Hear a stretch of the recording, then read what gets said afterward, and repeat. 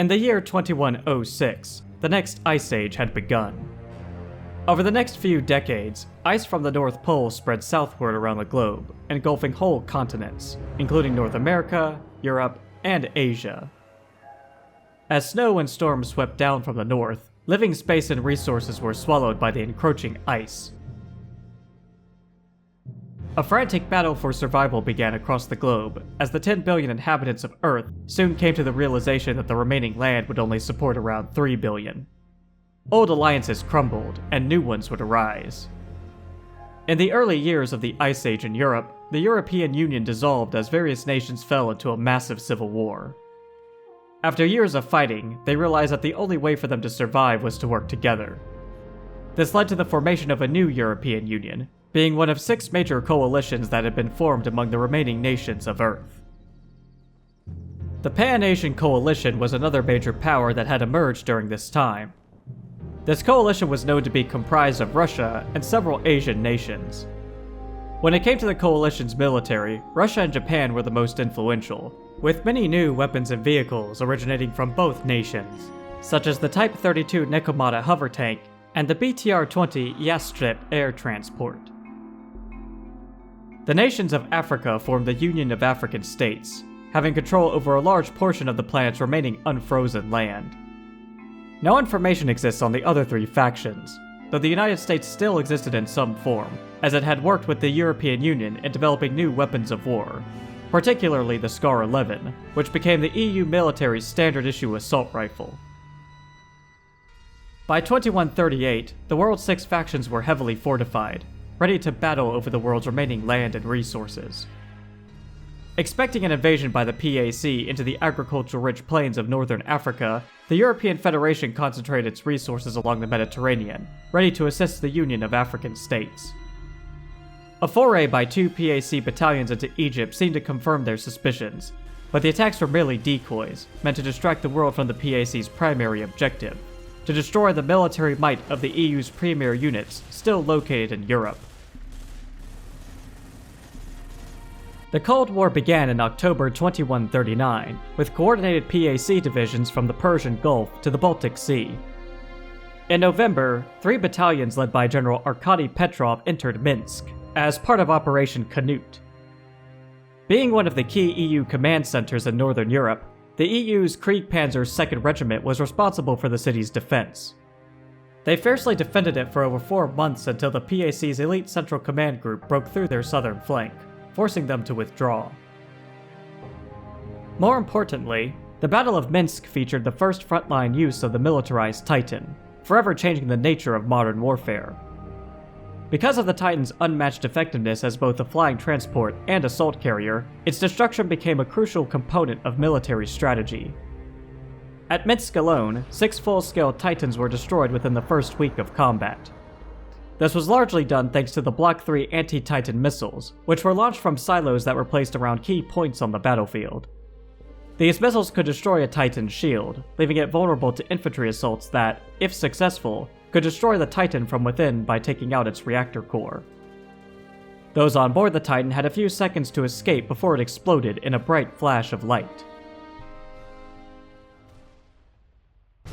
From their position at the southeastern camp, there were 7 points of interest that PAC forces had to capture in order to have full control over the city and surrounding region.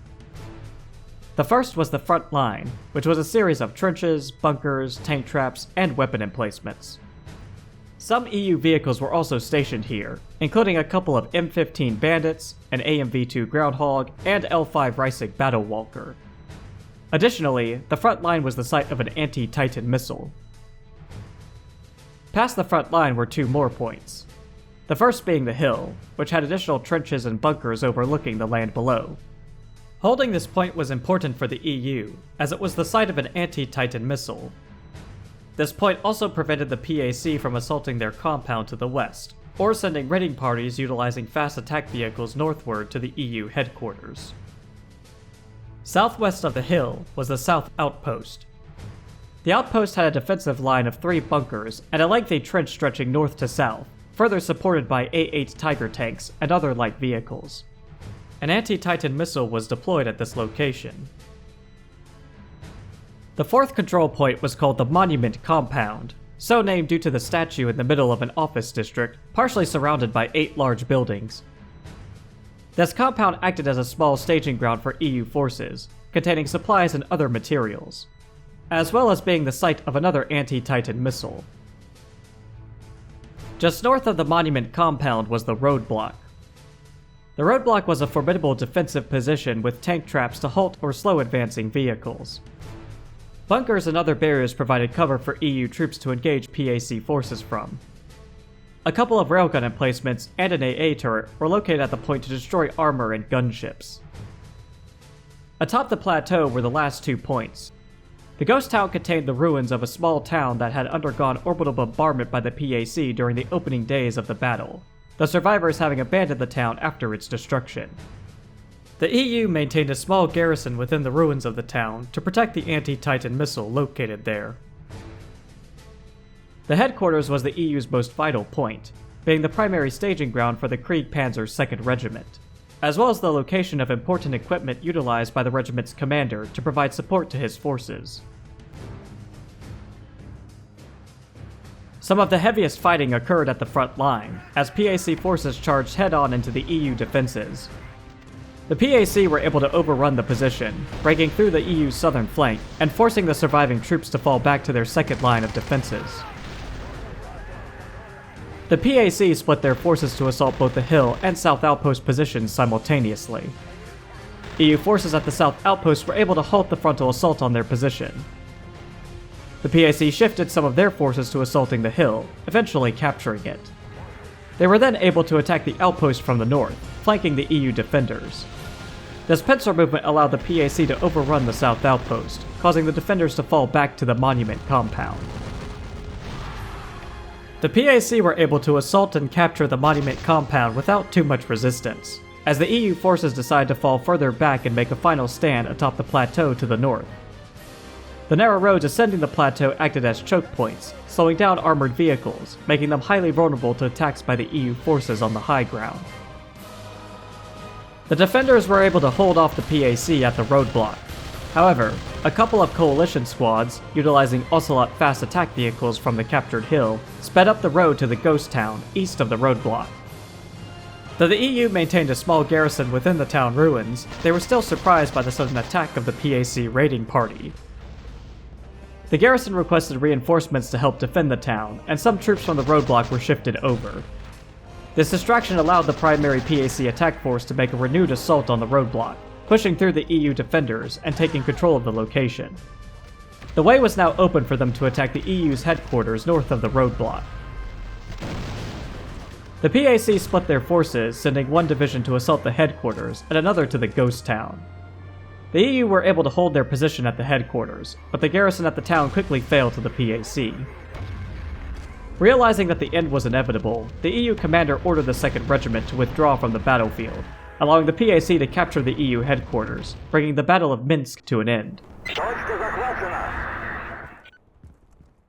In February 2140, the PAC's 10th and 2nd Command Division swept through Serbia and trapped the EU 9th Armored Corps in the heart of Belgrade. With a massive ice wall blocking its retreat, the EU force, inspired by General Emil Nikolai, staged a tenacious resistance, holding off the coalition's forces within the city and forcing them to commit more man and material in order to crush the EU defenders. The battle for control of Belgrade saw both EU and PAC forces fighting over 6 locations in the central district of the city. The PAC had their forward base in the north, while the EU had theirs in the south. The closest points to the PAC base were the Pond and Ruin. The Pond was a part of the city's park, its main feature being a small waterfall, with a pond just below it. The Ruin was just to the southwest of the pond, so named due to the damaged building and destroyed Reisig battle walker nearby. For the EU, the closest points to their base were the monorail and playground. Before the war, and the proliferation of the ice, the monorail station acted as public transport, carrying citizens to various locations throughout the city. But in 2140, the station is used by snipers to gain a vantage point with which to take out enemy troops on the ground below them. Just north of the monorail is the playground. Once a place for children to have fun, the point is now used as a forward defensive position by the EU. In the middle of the city were the two most contested points. The first was the communications tower. This tower sat in the middle of another park, surrounded by trees and large rocks, providing cover for infantry on both sides. Infantry needed to watch out for the explosive boxes and barrels next to the tower, lest they be killed by them. West of the comm tower was the statue, so named because of the square-shaped statue placed here, surrounded by three large buildings. Two ramps led up to this point, and whichever side managed to capture it would have a high ground vantage to engage enemy forces along the main road below the point.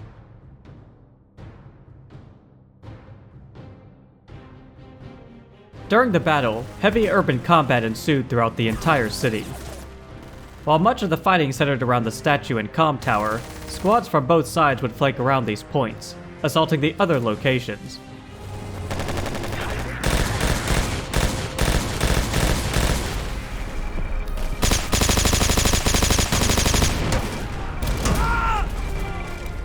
Sometimes, each side might take control of these points for a little while, before the other side shifted its troops to recapture them. The weather also had an effect on each faction's forces, as heavy fog and frigid rain reduced the visibility of their troops. While the EU forces put up a valiant defense, their dwindling supplies and inability to retreat or receive reinforcements meant it was only a matter of time before the PAC took control of the city. In March, the PAC's Northern Command Group arrived through recently annexed Bulgaria. Led by a swift V-shaped formation of T-39 Bogatyr battlewalkers, the bolstered PAC force burst through the EU's eastern flank and forced their surrender. With control of Eastern Europe, the PAC turned its sights to the EU's Central Command in Berlin. On July 10, 2140, as part of Operation Thunder, 15 squadrons of PAC gunships wrestled control of the skies above eastern Germany. The victory allowed PAC Titans to airdrop entire regiments of the North Command Group behind the EU's Brandenburger Line. Surrounded, the EU Expeditionary Force quickly capitulated, clearing the path to Berlin. On August 15th, the PAC waged an all-out offensive on the city. Much of the fighting occurred in one region of the city, next to a massive ice wall. The PAC gathered their forces at a location simply called the Streets. This is also where the coalition's commander deployed equipment needed to call in various means of support for his forces. The PAC had to capture 4 major locations in this district. The crossroads was the first line of defense for the EU forces. A railgun emplacement overlooked the main road, able to fire at any PAC vehicles traveling down it. The roadblock was the second point, located between 2 large buildings, with plenty of vehicles, containers, and other debris to provide cover for infantry. The third point was the square, featuring a statue in the middle of it. 3 tall glass skyscrapers surrounded the square. A monorail station was located nearby, which could be used as a great vantage point for snipers to pick off targets below them. The outpost was the final point in this district. It was the EU's primary staging area for their forces in Berlin. Support structures for the EU commander were located here, making it a vital point for the PAC to capture. The EU troops defending the crossroads held back the PAC forces moving down the road for a short time. However, the PAC made use of a couple of flanking routes just north and south of the crossroads. This allowed them to attack from multiple directions, taking the point and forcing the EU defenders to fall back to the roadblock. The roadblock proved to be more difficult for the PAC to capture. Their troops initially tried to move through the ground floor of the building across from the point, but ended up getting suppressed by the EU defenders. PAC vehicles took to assaulting the point from the main road, and were met with resistance by the railgun turret and EU engineers armed with anti-armor weapons. Eventually, though, the PAC were able to capture the position, forcing the EU to fall back to the square.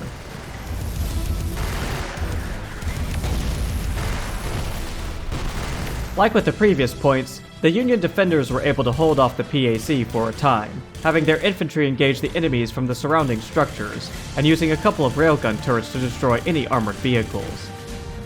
PAC marksmen were able to scale up a nearby monorail station and take out EU troops below them. Like with the previous 2 points, the PAC were able to capture the square, forcing Union troops to fall back to their last position. The outpost proved to be the hardest for the PAC forces to capture, with the surviving EU troops putting up a tenacious defense. After what seemed like endless fighting, the PAC were able to secure the position, gaining full control over the entire district. This crippled the defenders throughout the rest of the city. After a total 2 months of intense fighting, Berlin fell. The remaining EU forces retreated to France, where they would make a last stand before evacuating to Africa.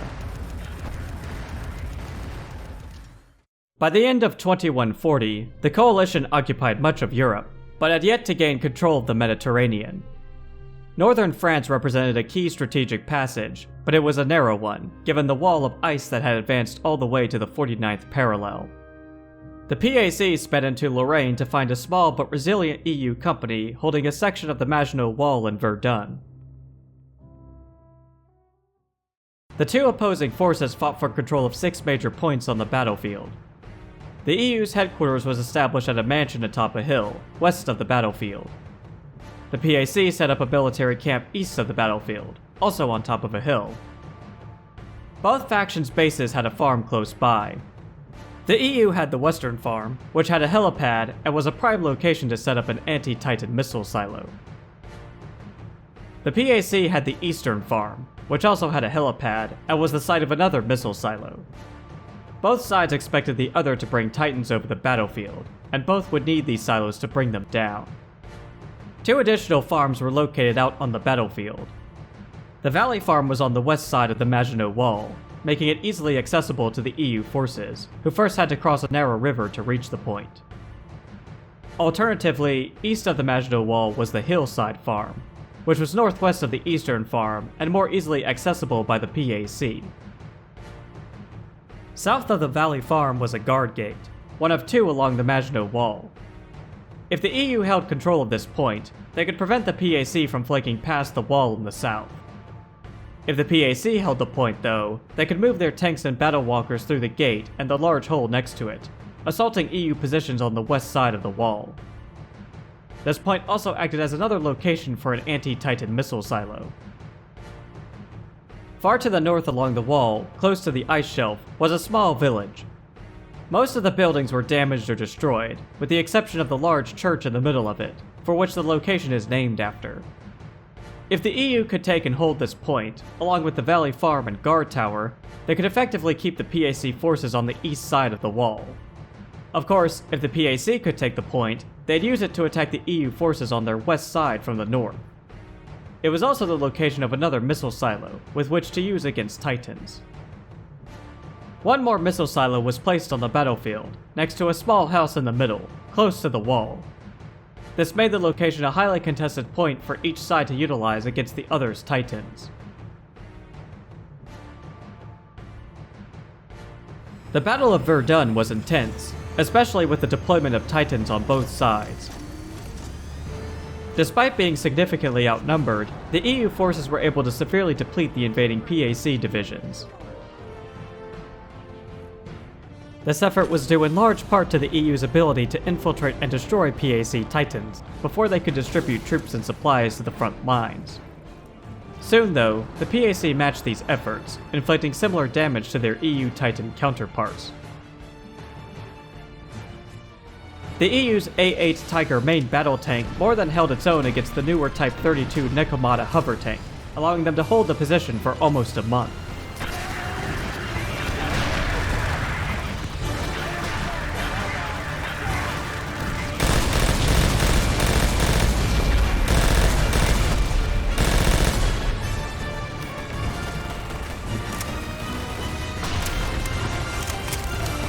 While the EU inflicted heavy casualties against the PAC, they just couldn't sustain the losses that they too received.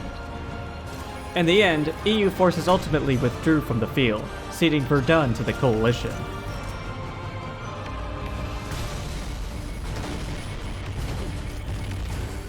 Over the next couple of years, the PAC continued their campaign to conquer Europe. By 2142, Cerbere Landing was the last EU stronghold on the European continent.